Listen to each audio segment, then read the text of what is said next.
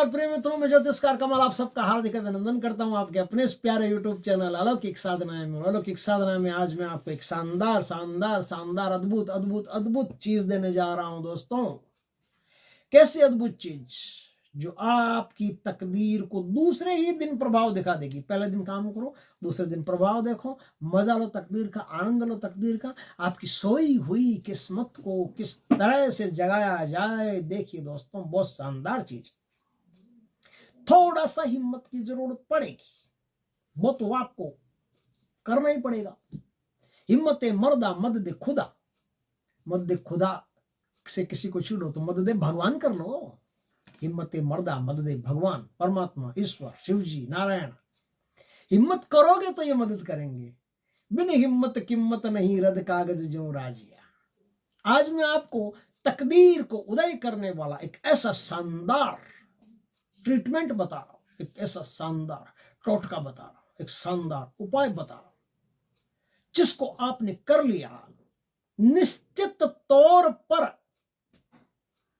तकदीर आपका साथ देना शुरू करेगी ही करेगी।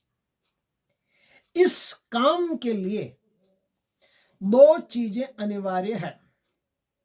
या तो कोई शमशान हो, शमशान में पीपल का पेड़ हो, या कोई घाट हो।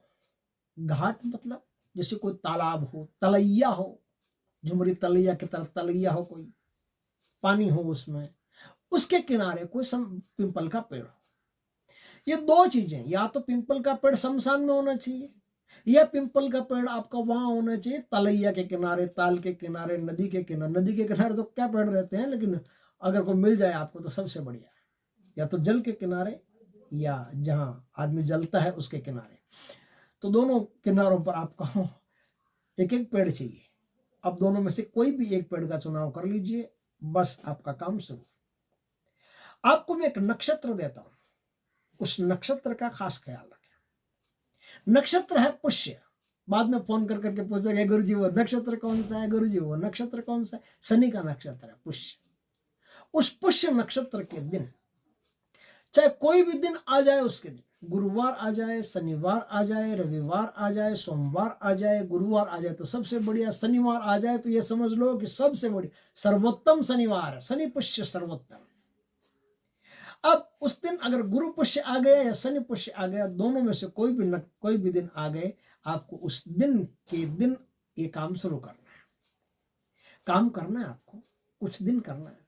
ऐसा नहीं कि एक ही दिन बस लेकर के बैठ गए, कुछ दिन आप काम कीजिए।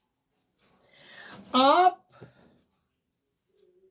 इंद्रायण का फल आता है बाजार में, हमारे यहाँ तो कुमड़ा कहते हैं, वो बहुत बहुत पैदा होते हैं। हाँ, जंगल में इंद्रायण का फल।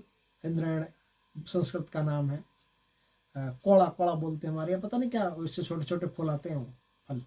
इंद्रायण का फल हो, उस फल में थोड़ी सी हल्दी डाल करके कुछ दिन रखें। फल को चीर ले, ऊपर से थोड़ा सा कर लें, थोड़ी सी हल्दी डाल करके रखें, ठीक है। उस हल्दी को 5-7 दिन 10 दिन पहले पड़ा रहने दें, फिर उस हल्दी को निकाल लें, निकाल करके सुखा लें अच्छी तरह से। अब आपको क्या करना है, अब आपको उड़द का आटा लाना है। उड़द का आटा, प्योर उड़द का आटा से कुछ करोगे तो होगा नहीं। तो जो गेहूं का या बाजरी का कोई भी आटा होता है, बाजरी का आटा होता है उसमें उड़द का आटा थोड़ा सा मिला दो, या गेहूं का आटा होता है उसमें उड़द का आटा थोड़ा सा मिला दो। आपने आटा मिला दिया और थोड़ा सा तिल का तेल डाल करके आटे को ऐसे गूंद करके तैयार कर लो, गूंद करके फिर उसकी रोटी बनानी है।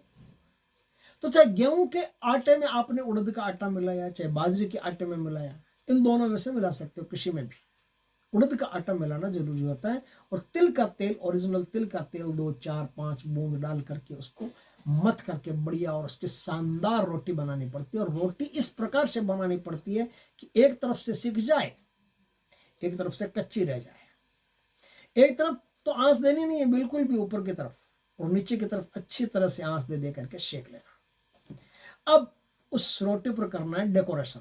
सिक जाए, रोटी को उतार लो, हल्का सा ठंडा होने दो। ठंडा होने के बाद में चाहे वो गेहूं की हो, चाहे वो बाजरे की होते तो सबसे बढ़िया, गेहूं की होते तो भी कोई दिक्कत नहीं। उस रोटी पर क्या करना है आपको, थोड़ा सा गुड़ पानी में मिला करके, थोड़ा सा गुड़ पानी में मिला करके तैयार रखें। यह शक्कर आती है, देशी शक्कर पानी में मिला करके एकदम पेस्ट जैसा बना लें उसका। उस पेस्ट से ऊपर ऐसे ब्रश कर दें, मतलब उस आगे का जो भाग रहता है ना, रोटी का आगे का भाग जब कच्चा है उसके ऊपर पेस्ट करके थोड़ा सा, और उस पर उसके ऊपर राई जो होती है, राई, काली राई, वो काली राई ऐसे चिपका दे। नीचे की साइड में आपको क्या करना है, नीचे की साइड में वही तेल लेना है, थोड़ा सा हल्के से तेल को ऐसे ब्रशिंग करके, ऐसे ब्रश करके, है ना, और उसके ऊपर हल्दी चिपका दीजिए। थोड़ी थोड़ी वो इंद्रायण से हल्दी लाए थे ना, वो हल्दी उसके ऊपर चिपका दीजिए। अब आपको क्या करना है, अब आपको शाम के समय, सूर्य अस्त के समय या सूर्य उदय से पहले ये काम करना है। या तो सूर्य अस्त के समय करो या सूर्य उदय से पहले करो। सूर्य उदय के समय करोगे तो ज्यादा बढ़िया है। जिसकी मेष राशि से लेकर के कन्या राशि तक बनती है, उस आदमी को सूर्य उदय के पहले ये उपाय करना चाहिए, ज्यादा बढ़िया रहता है। और जिसके तुला से लेकर के मीन तक राशि बनती है, बोलता नाम चाहिए। अब वो ऐसे डॉक्यूमेंट नहीं, हमारी कुंडली तो दादाजी पाकिस्तान चले गए तो उस समय, वो उसकी इतनी चिंता करने की आवश्यकता नहीं है। आपके जो भी आपका बोलता नाम है, जैसे मेरा नाम कमल है, असली नाम मेरे को पता नहीं क्या है क्या नहीं है, उसकी कोई चिंता नहीं है। अगर मेरा कमल नाम है तो मिथुन राशि है तो फिर मैं शुक्र की मिथुन राशि, तो 6 राशियों की कैटेगरी में आता हूँ। 6 राशियों की कैटेगरी में आता हूँ तो मेरे को सूर्योदय से पहले उपाय करना है, और 6 राशियों के बाद में आते हैं तो सूर्यास्त के समय उपाय करना है। शक्कर, राई आगे की साइड में चिपकी हुई है, तेल से पीछे की साइड में पोतारा दिया हुआ है, एकदम ब्रशिंग किया हुआ, उसके ऊपर हल्दी चिपकाई हुई है। अब ये किसी प्लेट में या किसी पॉलिथीन में ले जाइए आप, ले जा करके, और जहां 2 मैंने पेड़ बताए उन दोनों पेड़ों के पास अगर चींटियां विंटियां आती हो ना, तो वहां ले जाकर के टुकड़े कर करके वहां आप डाल दीजिए।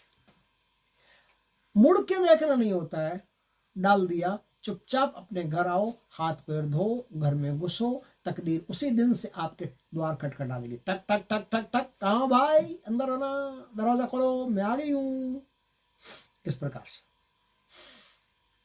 लेकिन अगर इस उपाय को आप लगातार करते रहे, पुष्य नक्षत्र से, शनि पुष्य से, गुरु पुष्य से कंटिन्यू करते रहे, 10 दिन किया, 15 दिन किया, 40 दिन किया, ऐसा सिकंदर तकदीर पैदा होगा, पूछो मत।